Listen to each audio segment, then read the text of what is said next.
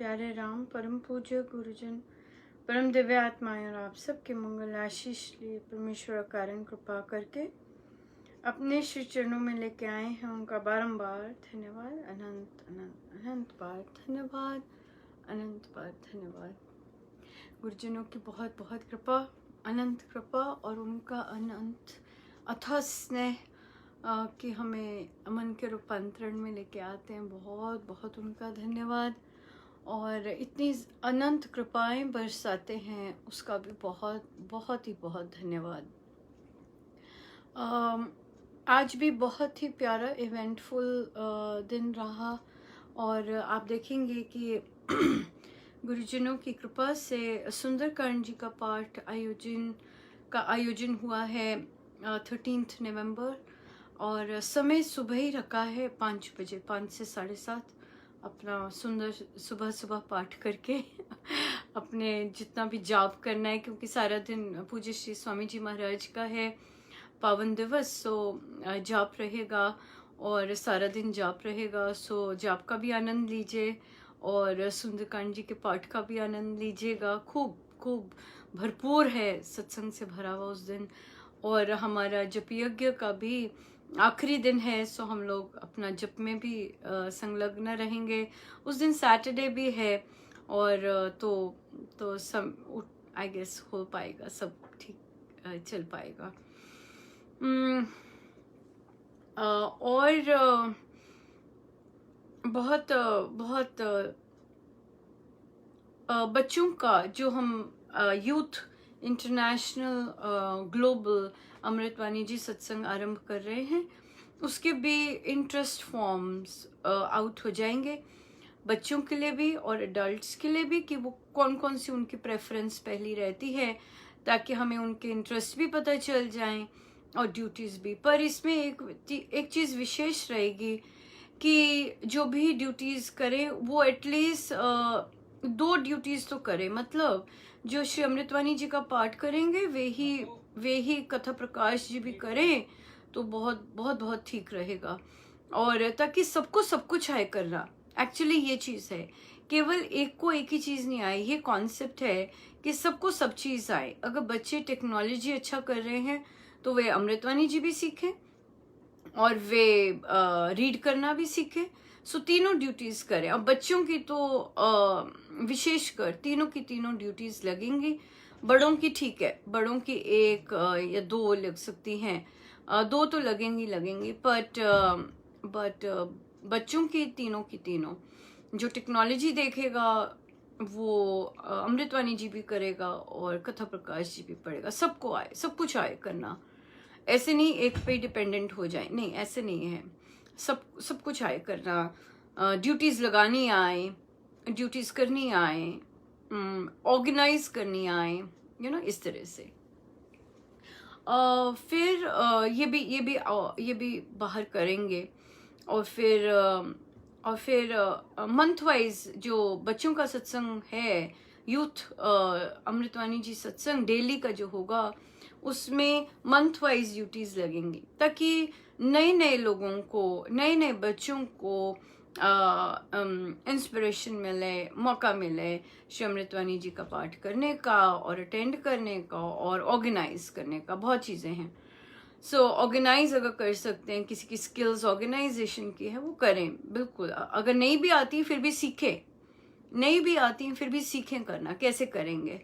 सो ये रिस्क लेने के लिए मैं तैयार हूँ कि अगर गलती होती है तो कोई बात नहीं, हमारे में अंदर पेशेंस है और पट करें। सो ये ऐसा कॉन्सेप्ट है कि सबको सब कुछ आए करना, एक कोई ना आए सब कुछ करना, नहीं, ऐसा नहीं है। सबको सब कुछ आए है ना। कैसी सोच दे रहे हैं महाराज। और पर अच्छी है, मुझे अच्छा लग रहा है जो विचार दे रहे हैं, वे बहुत सुंदर लग रहा है, बहुत ही सुंदर। और बहुत स्ट्रेंज रहा। मेरा कोई लेना देना नहीं कार्यकर्ताओं के साथ, पर जब कोई और मेरा इंटरेस्ट भी नहीं है इस एरिया में जाने का, मेरा कोई इंटरेस्ट नहीं है। बट जब साधकगण अपनी पीड़ा व्यक्त करते हैं, मुझे अच्छी बातें कम ही बताते हैं कि हमारे हमारे कार्यकर्ता बड़े अच्छे थे, बड़ा अच्छा करते हैं, बड़ा अच्छा प्रोत्साहन करते हैं, ऐसे नहीं है, पर एक लेवल तक करते हैं, आगे लेवल नहीं लेके जाते। तो कोई बात नहीं, कोई बात नहीं, पर मेरा कुछ बनता नहीं है। पर आज आपने देखा होगा कितने सारे पोस्ट इसी तरह से आए थे, और महाराज का फिर प्रवचन भी उसी तरह से था आज सत्संग में। और बट मेन बात है, अगर हम अपने को देख सकें तो यही बात है कि ग्रोथ, अगर अगर हम अपने सत्संग में सुंदर सी भेंट गुरुजनों को अर्पण नहीं करते, और सुंदर सी का क्या मतलब है, हमें अंदर के भाव तो पता नहीं होते, राइट? वो गुरुजनों के भाव होते हैं, वो टच भी करते हैं कई बार, बट क्योंकि सत्संग एक सिंगिंग का इवेंट होता है, राइट? सो सिंगिंग का इवेंट में जब हम अपने क्या कहते हैं, अपनी चॉइसेस में करते हैं, सिर्फ मतलब मैंने ये रखा है तो यही रहेगा, मेरा संबंधी है ये यही रहेगा, फिर हम क्या कर रहे होते हैं, गुरुजनों को पीछे रख देते हैं। और फिर इस तरह पर कई जगहों पे वो भूखे होते हैं बेस्ट देने के, और उन्हें फिर बेस्ट भी मिलता है, वो गुरुजनों के को अर्पण करने के लिए बेस्ट देते हैं, उन्हें फिर बेस्ट छान के बेस्ट मिलता है। ये है जिस तरह के कार्यकर्ता के भाव रहेंगे वैसे वे चीज होती रहेगी। बट अगर आप और जंप इन करने के लिए रेडी होते हैं, कुछ न्यू करने के लिए, और लोगों को ऐड करने के लिए, और लोगों को प्रेफरेंस करने के लिए, ऐड करने के लिए, ग्रो करवाने के लिए तत्पर होते हैं, सो हमने ऐसे ही बीज बोना है, हमने ऐसे ही चर्चाएं करनी है, ताकि ऐसे लोग पनपे जो कि दूसरों की सुनते हैं, उन्हें प्यार देते हैं, उन्हें सपोर्ट देते हैं, उन्हें उनकी राय सुनते हैं, और फिर डिसीजंस लेते हैं सबके हित में। तो ऐसी सोच हमें उसका बीजारोपण करना है। जो नकारात्मकताएं हैं, जो स्वार्थ और जो माया में धसे हुए हैं कार्यकर्ता, उनके लिए करुण भाव कि प्रभु ने इतना अच्छा मौका भी दिया है अपने कर्म और सुधारने का, और ग्रो करवाने का, पर हम चयन ही ऐसे कर रहे हैं, हमारी भाषा, हमारे डिसीजंस स्वार्थ से भरे हुए या फिर आसक्ति से भरे हुए, वो फिर ग्रो नहीं कर सकते, और वहाँ फिर ग्रोथ भी नहीं होती है। सो इन चीज़ों का हम तो मुझे बहुत सुंदर एक साधिका जी ने बोला, कहते आप दूसरों से मत कहो, क्योंकि लोग दोगले होते हैं। हो सकता है आपके सामने कुछ कह रहे हो और कुछ ना करे। मैंने कहा नहीं, मैं लोगों के पास जाती नहीं हूँ, एक्चुअली कहने बहुत रेयर होता है, और उसके कारण पर कई बार बोलना भी होता है, वहाँ बुलवाते भी हैं, पर एक बार बोल दिया बहुत है। मैं लोगों के पास बार बार नहीं जाती, और कार्यकर्ताओं के पास तो जाती ही नहीं। वो तो बड़ी मुश्किल से महाराज को बड़ी एनर्जी लगानी पड़ती है मेरे जैसों पर कि मैं ऐसी बात वहां जाके कह सकूं, पर वो महाराज छोड़ते नहीं। मैंने नोटिस किया, जब मैं कहूँ नहीं या वहां नहीं जाना, ऐसे करूं इतना जोर की वो, जैसे गीता जी में भी मेंशन किया था कि महाराज से ही कहना, आ गए फिर, और ओ माय गुडनेस, जो काम करवाते हैं वो अगर करवा रहे हैं, अब क्या करें, ग्रो करवा रहे हैं, वो दुबक के पीछे बैठना, डर जाना वैसा नहीं है, और करवा रहे हैं तो, और फिर चैन नहीं मिलता जब तक वो लिख ना दो, दे धड़ाधड़ आ रहा होता है। पर फिर मैं उनके आगे नतमस्तक ही हूँ, ठीक है प्रभु, जैसे आपकी इच्छा, जैसे आप करवाना चाहते हैं, जैसे आपको हैप्पीनेस मिले। अगर आपको ये चीज़ नहीं अच्छी लग रही तो मैं लिख देती हूँ लिख देती हूँ और फिर लिखवाते हैं, फिर लिखवाते। पढ़ते तो सब हैं कि क्या बोलती जा रही है, पर ये सब उधर से ही है, मेरी कोई इच्छा नहीं होती मैं ऐसे काम करूं।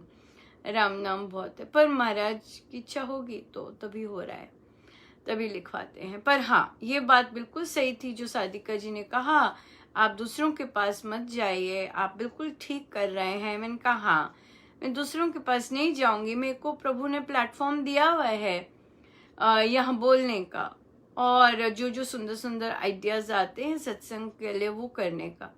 आई थिंक सत्संग का इसीलिए भी आता है क्योंकि स्वामी जी के ग्रंथ हम पढ़ रहे हैं, स्वामी जी का सब कुछ कर रहे हैं, स्वामी जी की साधना कर रहे हैं, और उनको जो पसंद है इसीलिए फिर वो इस तरह से करवाते हैं और करवा रहे हैं। वही हो सकता है और नहीं कुछ पता और सच में कुछ नहीं पता। फिर मैं यही कहूँगी कि बहुत बहुत धन्यवाद उन सभी कार्यकर्ताओं का, छोटे हैं यंग हैं उनका भी, और अगर बहुत बुजुर्ग हैं उनका भी। अगर वो साधकों को प्रेरित करते हैं, प्यार देते हैं और उनसे भय नहीं करते, लोग आराम से आके अपनी सजेशन दे सकते हैं कि हम कुछ और करें, हम ऐसा करें या हम वैसा करें, इस तरह से प्रोत्साहन देते हैं।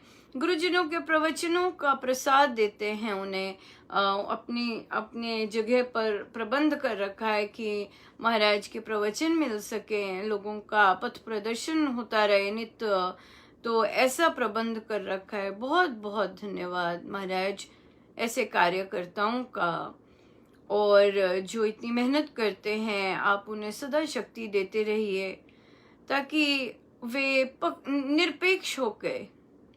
निरपेक्ष होके अपने कार्य कर सकें, पक्षपात के साथ नहीं, ऊंचा उठ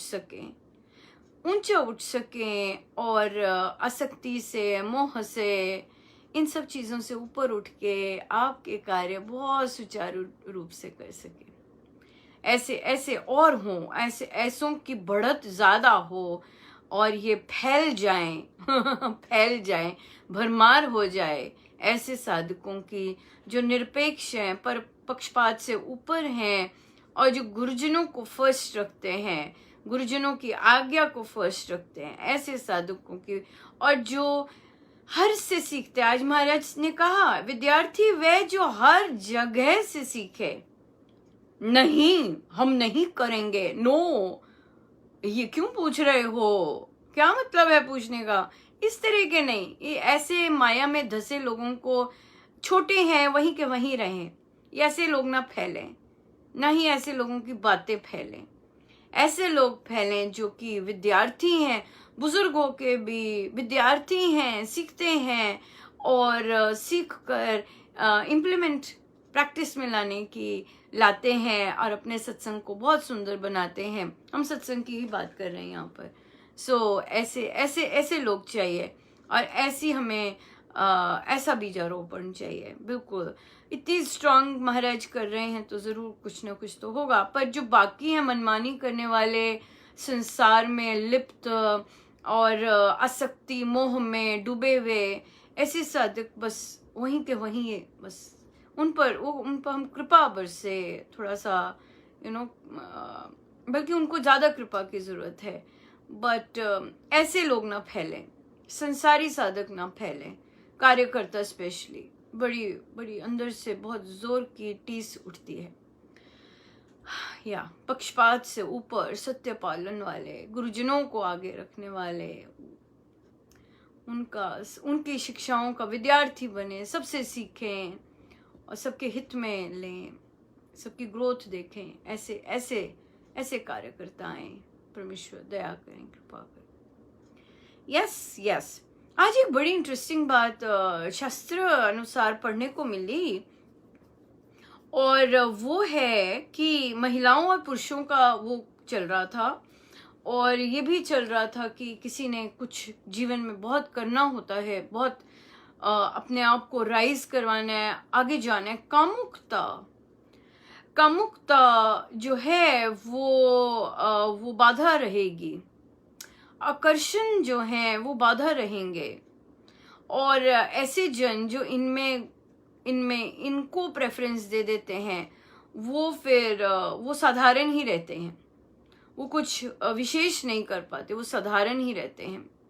फिर उन्होंने बताया कि महिलाओं में, स्त्रियों में पुरुष से 2 गुना ज्यादा भूख होती है वो और फिर ये वाली बात तो बाप रे, कि महिलाओं में पुरुषों से कंपेयर टू 8 गुना ज्यादा कामुकता होती है, 8 गुना ज्यादा कामुकता होती है वो तो डेफिनेटली महिलाओं को जाप करने की, सही ढंग से जाप करने की बहुत बहुत आवश्यकता है, कि अगर उनके सिस्टम में ही ये सब चीज़ें भरी पड़ी हैं।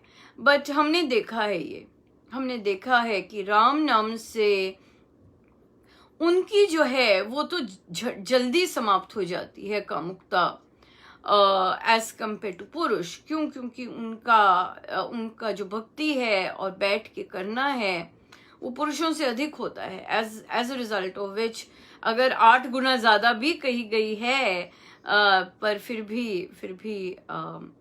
भी वो राम नाम से जल जाती है।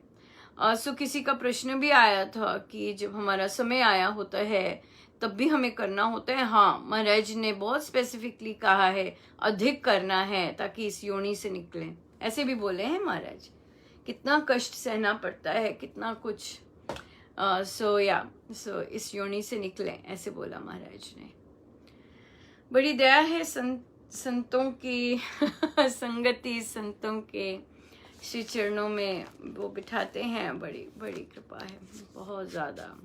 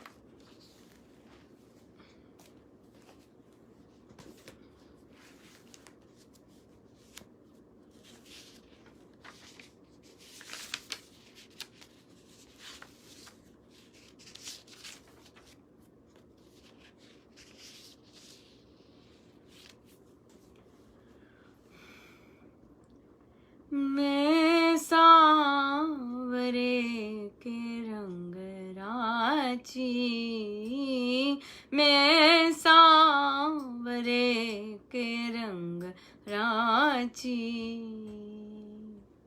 साज सिंगार बांध पग घुंघरू, लोक लाज तज नाची, मैं सांवरे के रंग राची, मैं सांवरे के रंग राची,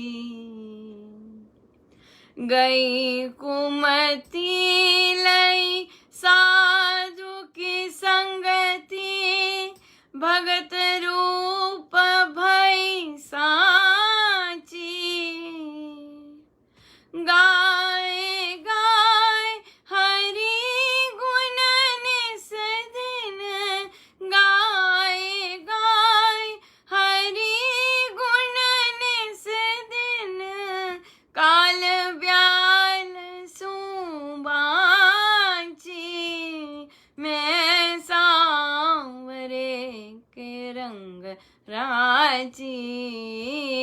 मैं सांवरे के रंग राजी।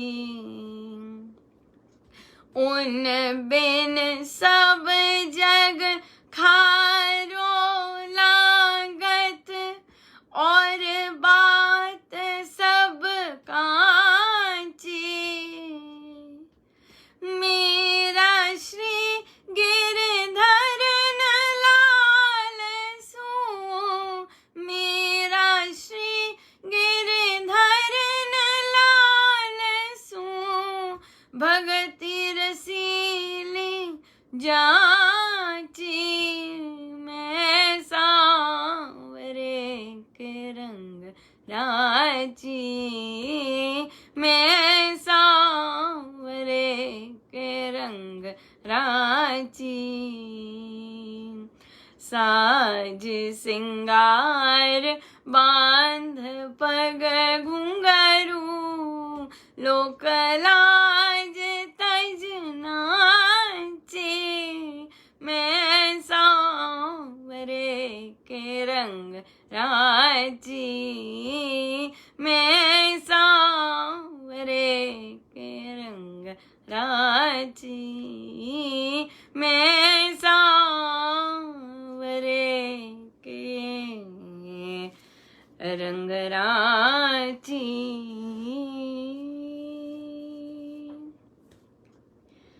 राम रंग दे भक्ति के रंग में, राम रंग दे भक्ति के रंग में, राम रंग दे भक्ति के रंग में, राम रंग दे भक्ति के रंग में, राम रंग दे भक्ति के रंग में, राम रंग दे भक्ति के रंग में, राम रंग दे भक्ति के रंग में, राम रंग दे भक्ति के रंग में, राम रंग दे भक्ति के रंग में, राम रंग दे भक्ति के रंग में, राम रंग दे भक्ति के रंग में, राम रंग दे भक्ति के रंग में, राम रंग दे अपने ही रंग में, राम रंग दे अपने ही रंग में, राम रंग दे भक्ति के रंग में, राम रंग दे भक्ति के रंग में, राम रंग दे अपने ही रंग में, राम रंग दे अपने ही रंग में, राम रंग दे भक्ति के रंग में, राम रंग दे भक्ति के रंग में, राम रंग दे भक्ति के रंग में, राम रंग दे अपने ही रंग में, राम रंग दे अपने ही रंग में, राम रंग दे अपने ही रंग में, राम रंग दे अपने ही रंग में, राम रंग दे अपने ही रंग में, राम रंग दे भक्ति के रंग में, राम रंग दे अपने ही रंग में, राम रंग दे अपने ही रंग में, राम रंग दे भक्ति के रंग में।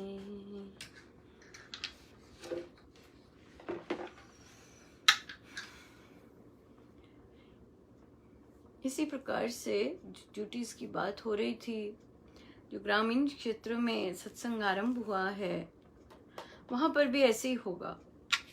1 महीने के लिए एक साधिका जी ड्यूटीज लगाएंगे, दूसरे महीने दूसरी साधिका जी ड्यूटीज लगाएंगे, तीसरे महीने तीसरी साधिका ड्यूटी लगाएंगे। अगर साधक गण आ रहे हैं वो भी अलग अपनी ड्यूटी लगाएंगे, वो भी उनको भी मौका मिलेगा। सब सीखे, सब कुछ करना, हारमोनियम बजाना, सब कुछ करना। सो सब लोग सीखे इस तरह से। सो यही है, सबको आए सब कुछ, यही चीज है, राइट। सो चलते हैं आगे कथा प्रकाश जी पर। और आज शुरू हो रहा है हरि भजन। पृष्ठ है 449। भक्ति भाव को बढ़ाने का उत्तम साधन, मन को पवित्र तथा विमल बनाने का ऊंचा हेतु और अनंत काल में प्रसुप्त आत्मा को जगाने का मुख्य कारण मुनियों ने हरि भजन वर्णन किया है। भक्तजनों ने इस सर्वश्रेष्ठ साधन से मन के समाधान को प्राप्त करना बहुत ही सुगम माना है। संत जन कीर्तन को अंतःकरण को कोमल बनाने का बड़ा प्रभावजनक कारण कहा करते हैं। सचमुच परमात्मा के प्रेम में पगे हुए पदों के पाठ में वे रस है, वे स्वाद है, वे प्रभाव है जो किसी भी दूसरे मार्ग में दिखना दुर्लभ है, दुर्लभ है। पहला प्रसंग, गंगा के किनारे एक कुटी में एक साधु निवास करता था। वह बड़ा भजनीक और भावुक मनुष्य था।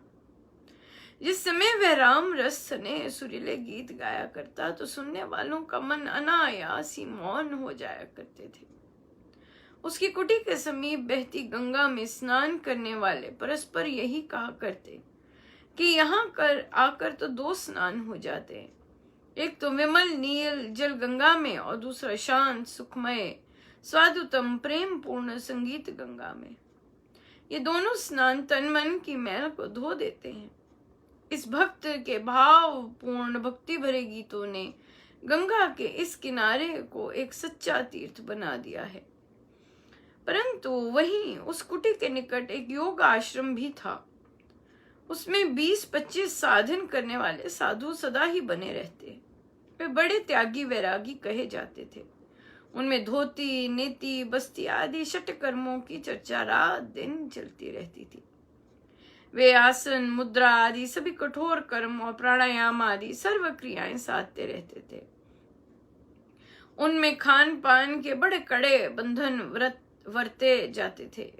वे प्राय कृशकाय, उत्साहहीन, निराशाग्रस्त, उदासीन और निरुद्यमी से बने पड़े रहा करते थे।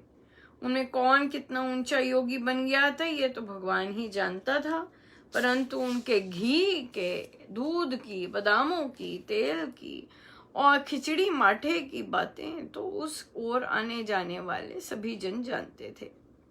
वैसे वे सभी महात्मा माने जाते थे, परंतु उनमें से किसी के पास बैठो तो वह सबसे बड़ा सिद्ध अपने आप को ही कहता था। दूसरे आश्रम वासियों को दंभी, साधारण, अजान, भ्रांत और निकम्मा ही बताता था। एक बात उन सब साधकों को अखरती थी जो उनके निकटतर कुटी में एक भजनीक साधु का निवास था। उनके आश्रम में जो भी आता उसके आगे सब उसकी निंदा करते थे कि वे किसी से पैसा धेला तो लेता नहीं है, परंतु निरा अज्ञानी तभी तो तंबूरा लिए गला फाड़ता रहता है। वह हमारे साधनों में बड़ा भारी विघ्न बना बैठा है। रात दिन हरि गीत ही गाया करता है, हमारी वृत्ति को जमने ही नहीं देता। इसको यहाँ से निकलवा देना चाहिए। वे योगाश्रम जिस सेठ के धन से चलता था उसका व्यापार लेन देन का था। वह निर्धनों का बड़ा कड़ा सूद लेकर पूंजीपति बना था। उसने कचहरियों में ना जाने कितने किसानों के घर बार, भांडे, बर्तन, कपड़े, कंबल और पशु तक लेकर उनको निरन पेट बनाया था। परंतु योग आश्रम के यति लोग उसकी प्रशंसा करते हुए कहा करते कि सेठ जी तो धर्म अवतार हैं, साधु संत के भक्त हैं, बड़े दयावान हैं, अद्वितीय उदार और दानवीर हैं। एक दिन सायंकाल वह सेठ उस नगर के कोतवाल को साथ लिए योगाश्रम में आया।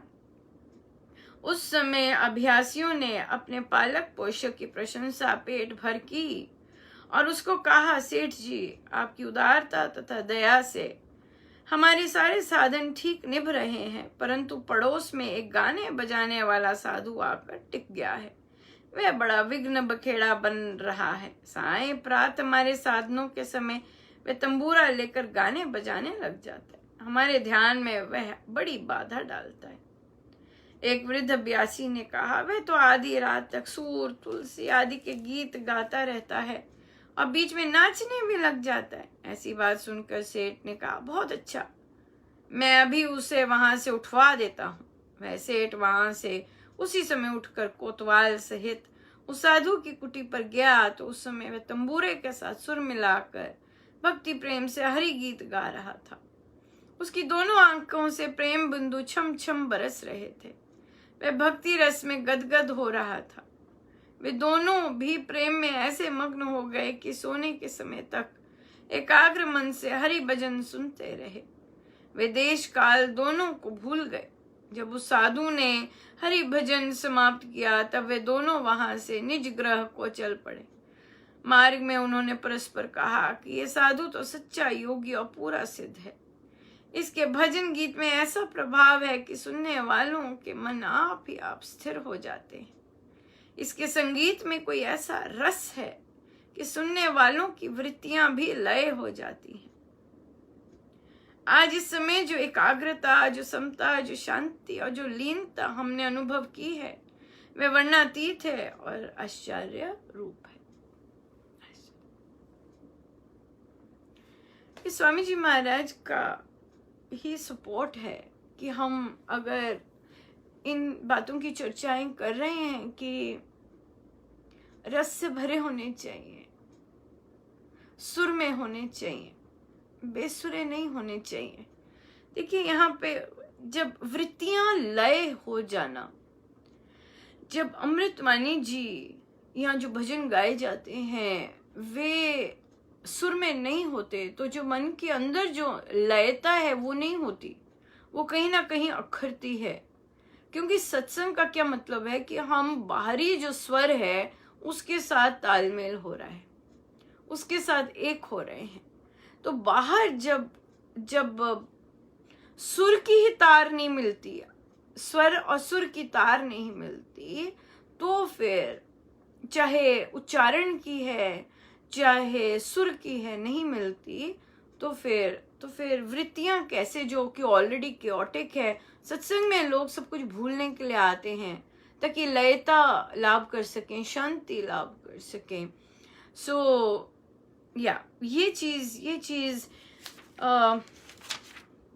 चीज ध्यान रखनी चाहिए। जो ऑर्गेनाइजर्स होते हैं उनको ये चीजें ध्यान रखनी चाहिए, दूसरों को कष्ट नहीं देना चाहिए और दूसरों का समय भी नहीं वेस्ट करना चाहिए। अपमान है, साधक लोग सत्संग आते हैं, बैठते हैं, बट अगर हम उनको भक्ति रस में ना दें और फिर तो उनका अपमान है। सभी ड्यूटीज जो करते हैं कार्यकर्ता वगैरह, 1.25 करोड़ संकल्प के साथ साथ उन्हें उपासक का आंतरिक जीवन भी अक्षर अक्षर पालन करना चाहिए। रीड नहीं, रीड तो कर चुके, 10 मिनट में रीड हो जाए सारी की सारी पुस्तक, एक दिन में रीड कर लें, नो।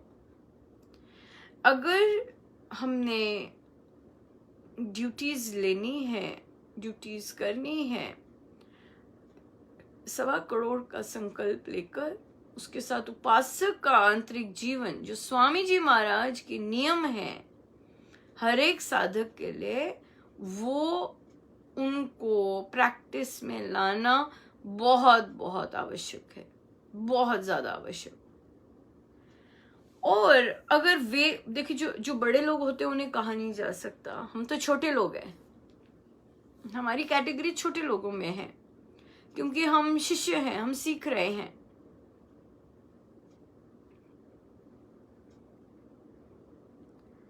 तो एक साधारण जन को अपनी साधना में उन्नति करनी, स्वामी जी महाराज के नियम करने, ताकि उनमें निर्भयता आए।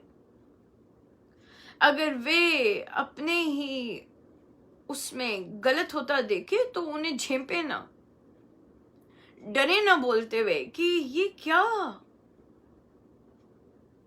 कर रहे हैं, कार्यकर्ता होके किस तरह बोल रहे हैं। मत बनिए कार्यकर्ता अगर आपकी वाणी इतनी कठोर है, कर्कश है, दूसरे को नीचा गिराती है। एक साधिका जी के कहीं ट्रांसफर हुई और अभी पता चला वे बुजुर्ग हैं और उन्होंने कहा कि मैं हारमोनियम बजाती थी, मैंने खुद ही ऑफर किया कि मैं सत्संग करती हूँ और बहुत बहुत सुंदर होने लग गया। महाराज जी ने भी कहा कि आप क्या कीजिए, उनको निकाल दिया सत्संग से। उन्हें कहा कि हमारे घर जब सत्संग होता है आप ना आया कीजिए। उनके साथ इस तरह का व्यवहार हुआ कि इतनी पीड़ित हुई वे इस तरह के भक्तिमय में एरिया में व्यवहार से, कि उन्होंने अपनी सारी सत्संग की चीजें मंदिर में ही डोनेट कर दी। 20 साल हो गए इस बात को। और उन्होंने कहा कि अब मैंने मतलब मेरी तार बहुत सुंदर जुड़ी है सत्संग के साथ। काश मैं कुछ कर सकती, काश कुछ किया जा सकता कि काश एक नॉर्मल साधक में इतनी निर्भयता आती कि वह बोल सकता कि आप जाइए यहां से, हम लोग संभाल लेंगे, हमें ऐसे कार्य करता नहीं चाहिए। पर हम क्योंकि साधक है, साधक तो जोड़ना जानता है, हम आराम से ये कह सकें चलिए आप जाप बढ़ा दीजिए जनाब, इस तरह के पशब्द यहां ना बोलिए, राइट? आप जाप बढ़ा दिए, इतनी स्ट्रेंथ आए हम में, जो कि नहीं है क्योंकि हम दूसरे को कहां कहें, पर ये आए कि वे लोग उपासक का आंतरिक जीवन सब करें, कंठस्थ क्या जीवन में एक एक चीज उतारे, अगर वो नहीं उतर रही फिर से उतारे, जब तक पूरे का पूरा हम उसे घोट नहीं पी जाते। उपासक का आंतरिक जीवन स्वामी जी महाराज की साधना के नियम है, और अगर हम वो आज्ञा पालन करते हैं तो सफलता क्यों नहीं आएगी, आएगी। ये प्रश्न आया कि अगर इस तरह का व्यवहार दुर्व्यवहार होता है तो हमें सब कुछ छोड़कर नहीं जाना है। नो वे, बिल्कुल नहीं छोड़ के जाना है। स्वामी जी की साधना इन सब चीजों को शूरवीर बन के सामना करने की है, छोड़ने की नहीं है। ऐसे हम क्यों छोड़ें, बिल्कुल नहीं छोड़ना। और अधिकतम साधक छोड़ते हैं, यहाँ तक कि बहुत बड़े साधक भी जो बहुत साधनारत होते हैं, उनके साथ अगर ऐसा होता है वो छोड़ जाते हैं। अरे माया में धसे हुए साधकों से क्या घबराना, वो तो माया में धसे हुए हैं। माया में जो धसा होता है साधक, जिसको और हम जानते हैं माया में धसे होने की क्या मतलब होता है, तो वो उसके सामने थोड़ी ना, उसके सामने तो एक साधना रत तो बड़ा बलवान होता है। माया में धसा हुआ साधक तो खोखला होता है, ऊंचा बोलेगा, गंदे शब्द बोलेगा, स्थान की पवित्रता का नहीं ध्यान रखेगा, वो तो माया में है धसा हुआ। हमने थोड़ी ना माया की ओर जाना है, हम तो माया को पीछे छोड़ के जा रहे हैं ना। जो तार राम से जोड़े ऐसे हमें संत मिले, है ना। राम से जोड़नी है तार, हम राम से तार जोड़ने को जा रहे। कई साधक कहते हैं अरे पर सत्संग तो शांति के लिए जाते हैं ना, फिर ऐसे लोग आ जाते हैं, परिस्थिति आने दीजिए। बात ये है कि आने दीजिए। बात है ऐसी चुनौतियों को ओवरकम कर सकें, ऐसी चीजों को इग्नोर कर सकें, और फिर वहां जाके जो मुझे चाहिए आनंद वो मैं पूरा भरपूर ले सकूं। सिंपल बात है ना। अगर मुझे वहां भजनों का आनंद नहीं मिल रहा क्योंकि वो लोग बेसुरे गाते हैं, तो मैं जा सकती हूँ। अगर वो वहां पे अमृतवाणी जी का आनंद मिल रहा है तो अमृतवाणी जी के लिए मैं ठहर सकती हूँ। सिंपल बात है। ये मेरे हाथ में है, ये मेरा चयन है। दूसरों का व्यवहार मेरा चयन नहीं बनना चाहिए। मेरा चयन डगमगाए ना, मेरा लक्ष्य बिल्कुल प्रॉपर होना चाहिए। वो उनका चयन है, वो ऐसे कर रहे हैं, हठी बन रहे हैं, नहीं सुन रहे हैं या दुर्व्यवहार करते हैं, ये उनका चयन है। हमारा हम क्यों करें, हम क्यों करें। इसी से मिलता जुलता एक और आया, उन्होंने कहा कि मैं गुरु आज्ञा निभाने की पूरा उसमें हूं, पर मेरे ऑफिस में मेरे सामने एक कॉलीग बैठती हैं और वे उनका व्यवहार बहुत ही कर्कश है, और क्यों मैं उनसे बात नहीं करती हूँ, मैं चुप ही रहती हूँ। तो आज मेरे मन में आया चलो मैं उनसे बात करती हूँ। फिर मैंने अपने मन को कहा छोड़ो उसे, अपने काम पर ध्यान दो। बिल्कुल सही कहा, बिल्कुल सही कहा मन ने कि खुद क्यों आग में जाना है, खुद क्यों हिलाना है सब कुछ। पर यहाँ पे एक और बात आई, हम खुद ना जाएं, ठीक है, जैसे है जो जैसे जिसने चयन करने करें, बट कोई हमारे पास आता है और हमसे बात करता है, वहां हमारा चयन हो जाता है, वहां हमारा चयन, हम ग्रेसफुली बात करें जैसे हम हैं, और हम राम नाम लेते हैं, हम राम नाम को अपने जीवन में प्रैक्टिस में लेके आ रहे हैं। हम कर सकते हैं, हम ऐसे लोगों के साथ ग्रेसफुली बात कर सकते हैं। दूसरे बेशक दोगलापन करें, ऊंच नीच करें, कर्कश व्यवहार करें, जैसे मर्जी करें, ये उनकी प्रॉब्लम है, हमारी नहीं है। हमारी है कि हमारा जो चयन है वो गुरु आज्ञा में रहे, वैसा चयन हो। सो इस तरह से किसी के दुर्व्यवहार के कारण सत्संग नहीं छोड़ना।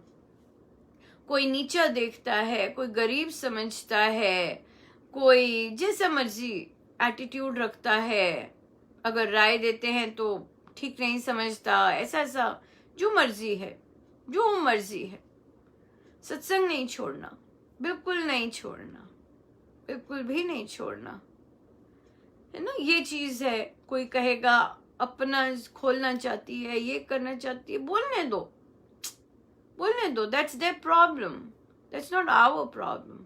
हमारा काम, अगर हमें राम नाम में अपने आप को गहरा करना है, उनमें रस में डूबना है, अपने परमेश्वर से एक होना है, हम जाते रहे। क्योंकि सत्संग में, ऐसे वातावरण में भी परमेश्वर देने वाले भरपूर देते हैं, अनंत देते हैं, क्योंकि हम उनके लिए जाते हैं सत्संग, हम बाकियों के लिए नहीं जाते सत्संग, हम उनके लिए जाते हैं सत्संग। हम केवल अपने गुरुजनों के लिए सत्संग जाएं। क्यों? कि आज पर पढ़ा है हरि भजन, परमेश्वर के गुणगान में, उनके गुणों में, अपने गुरुजनों के वचनों में जो आनंद है वो कहीं नहीं है, कहीं नहीं है, कहीं नहीं है। फिर आया प्रश्न कि मैंने अपनी मामा को बचपन से भक्ति करते हुए देखा,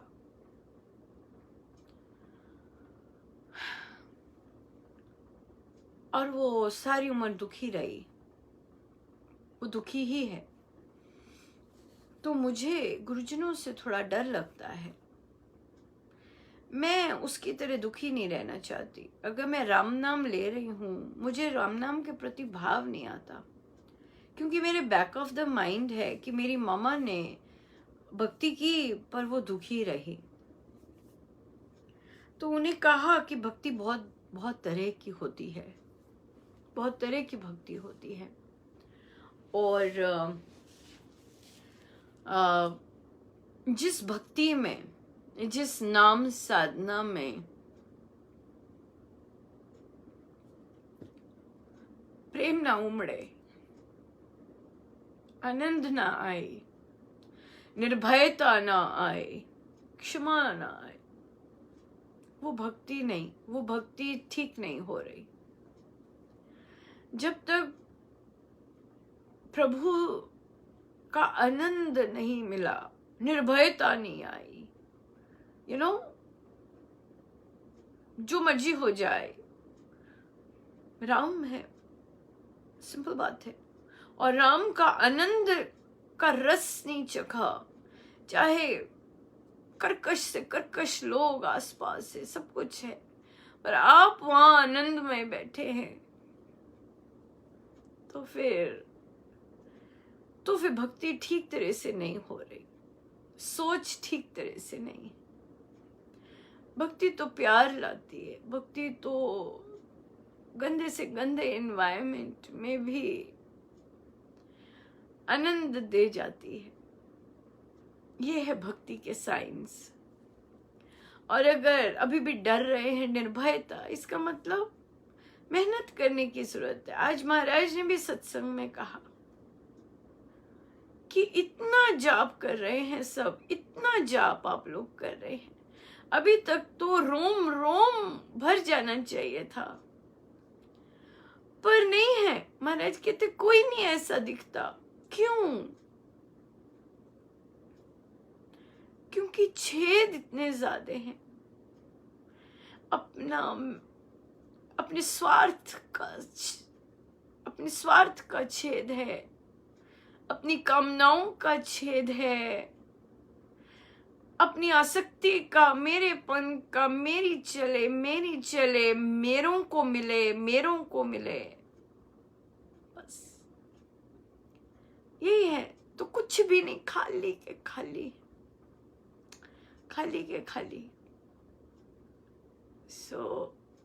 भक्ति तो आनंद देती है, भक्ति तो प्रेम देती है, भक्ति निर्भयता देती है, बहुत कुछ देती है भक्ति तो सारे कर्म भून देती है पूरी।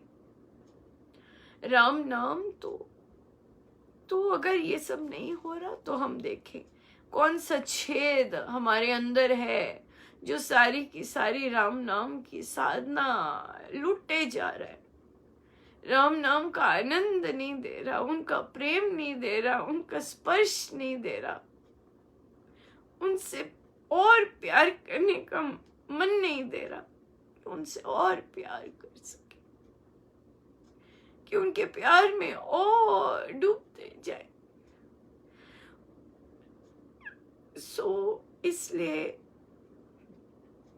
इसलिए देखना है, निरीक्षण करना है। ये सारी चीजें मेहनत की हैं, ये सारी चीजें देखनी है कि हमें अगर ये नहीं मिल रहा, अगर ऐसी चीजें नहीं हो रही, मेरे में शक्ति नहीं आ रही। महाराज से बहुत सुंदर कहते, महाराज ने कहा अगर आप अपने आप को कमजोर समझते हैं, इसका मतलब उस बलवान, उस सर्वशक्तिमान के साथ जुड़े ही नहीं, उसके साथ तार ही नहीं जोड़ी, उसका स्पर्श ही नहीं है, उसके साथ कनेक्शन ही नहीं है, तभी अपने आप को कमजोर समझते हैं। बलवान समझेंगे वो तभी होगा जब हमारी तार राम से जुड़ेगी। अगर हमारे अंदर कोई भाव आता है और अगर हम उसे रिकॉग्नाइज कर देते, नहीं प्रभु ये तो आपका भाव नहीं है, ये भाव कैसे आ गया, मेरी तार आपसे टूटी हुई है, एकदम सजग हो जाने चाहिए, ये क्यों भाव आया प्रभु, ये तो आप नहीं है, ऐसे तो आप है ही नहीं। तो एक तो सजगता आनी चाहिए अपने विचारों के प्रति और अपने कर्मों के प्रति, बहुत इम्पोर्टेंट है। तभी कुछ बनता है, तभी कुछ हमारा बनता है, नहीं तो जैसे आए वैसे चले जाएंगे। कुछ करना है डिफरेंट तो या करना खुद ही करना पड़ेगा।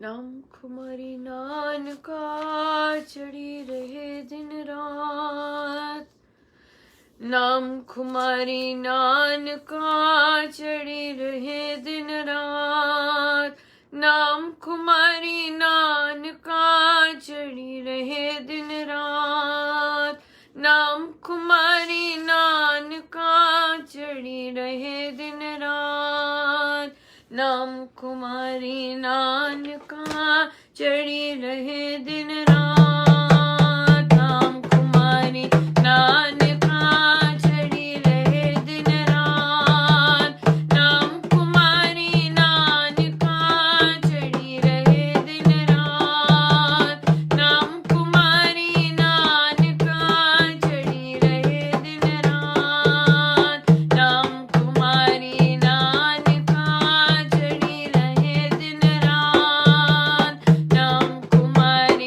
नानका चढ़ी रहे दिन रात, नाम खुमारी नानका चढ़ी रहे दिन रात, नाम खुमारी नानका चढ़ी रहे दिन रात, नाम खुमारी नानका चढ़ी रहे दिन रात, नाम खुमारी नानका चढ़ी रहे दिन रात, नाम खुमारी नानका चढ़ी रहे दिन रात। आज महाराज ने सत्संग में ये भी कहा कि जॉब से ध्यान में जाया जाता है और महाराज कहते कठिन होता है, पर अगर कोई समझदार साधक को उसका गुर पता चल जाए, नथिंग लाइक इट, पर वह आना चाहिए।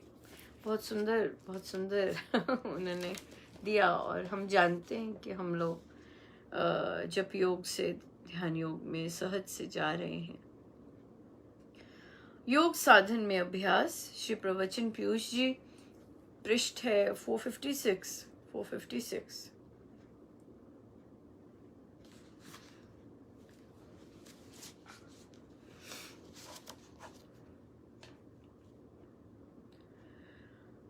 Second paragraph.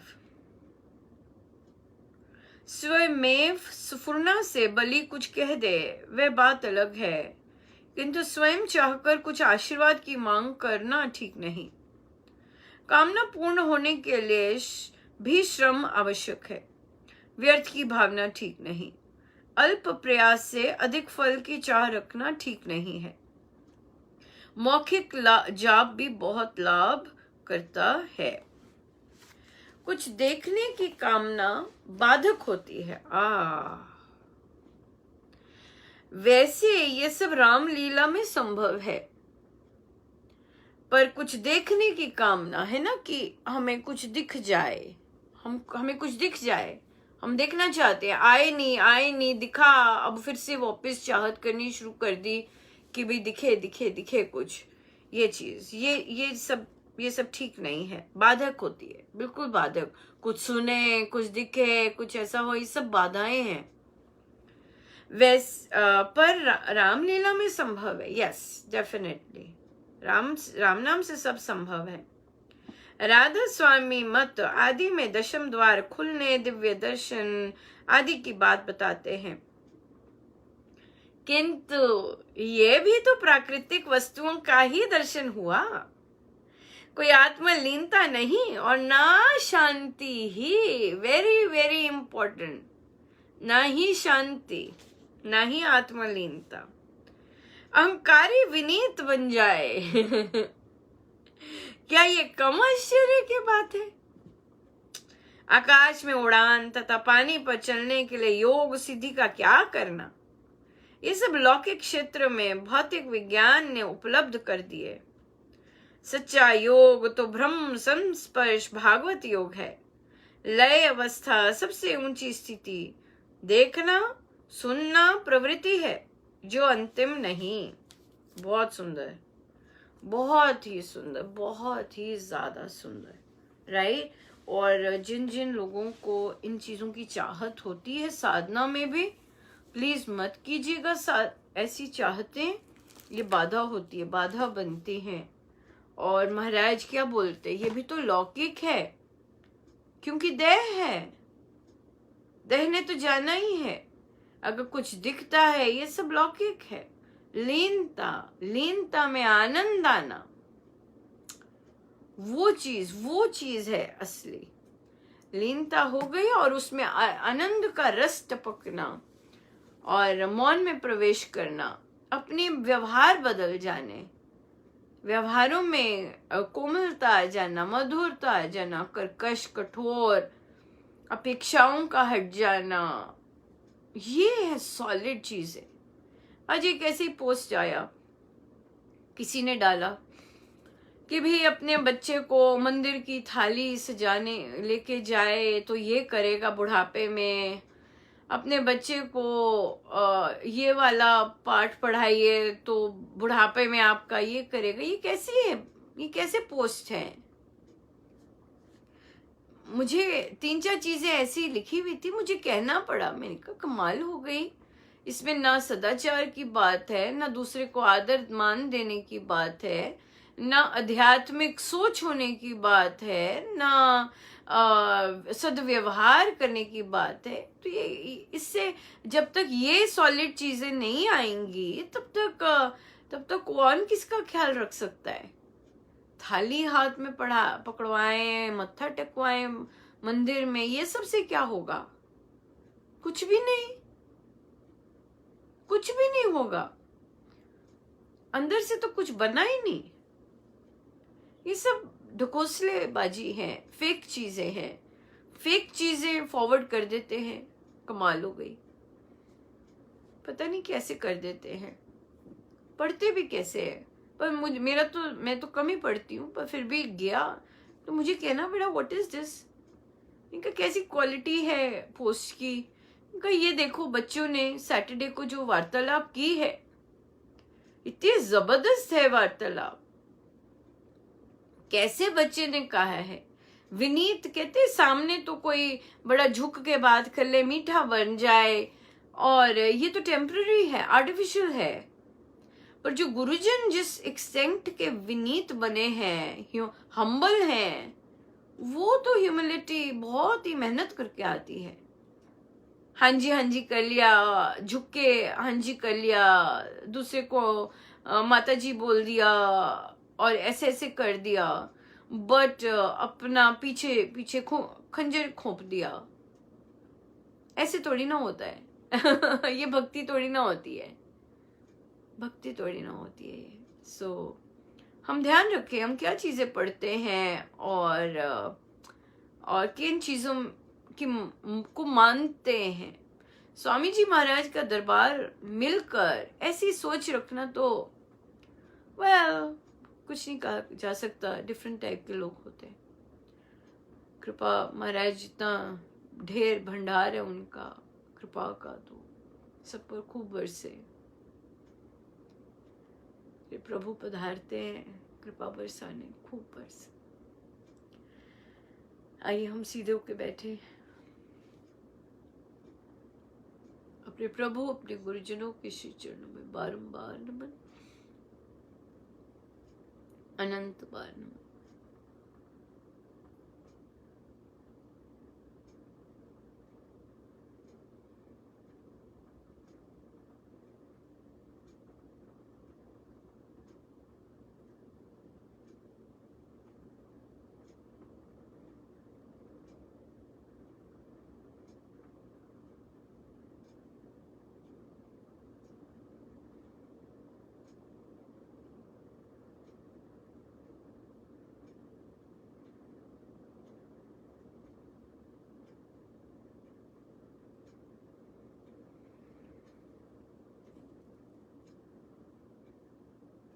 अपने मन की चालों को देखें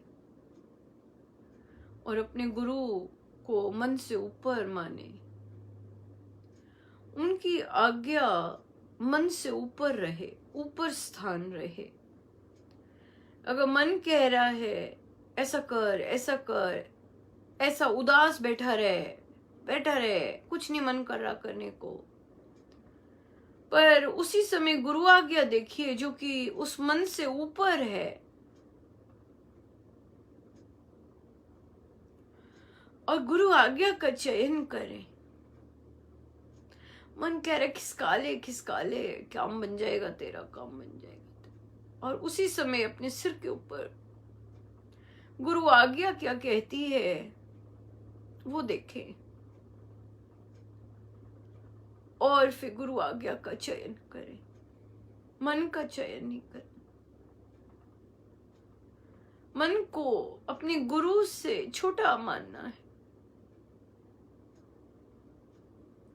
मेरे गुरु ही सर्वोपरि,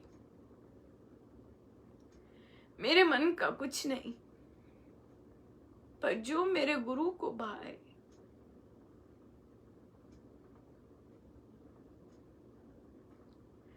मैं वही चयन लूं। गुरु आज्ञा हमारे मन से ऊपर है। मेरे निजी स्वार्थ, मेरे निजी सब से गुरु आज्ञा ऊपर है।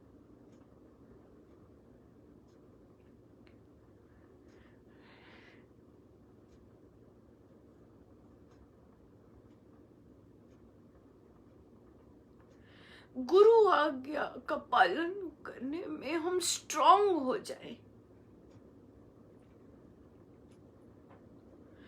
जो गुरु चाहे उसमें रहने में हम स्ट्रांग हो जाएं, बिल्कुल बलवान, जबरदस्त, कोई हिला ना सके। ये मन हिला ना सके, बाहर का कोई क्या हिलाएगा।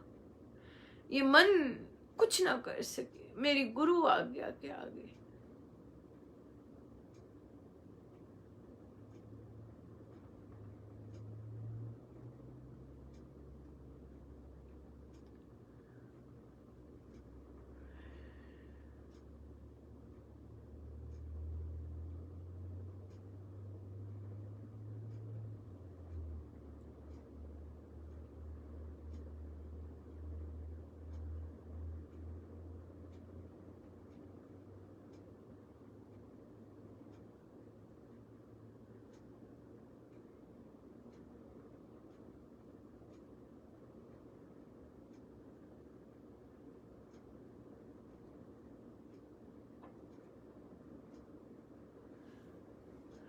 जितनी देर हो सके हम अपने साथ, अपने गुरुजनों के साथ बैठे रहे। सब गुरुजनों का उन्हीं के श्री श्री चरण। जय जय राम, जय जय राम।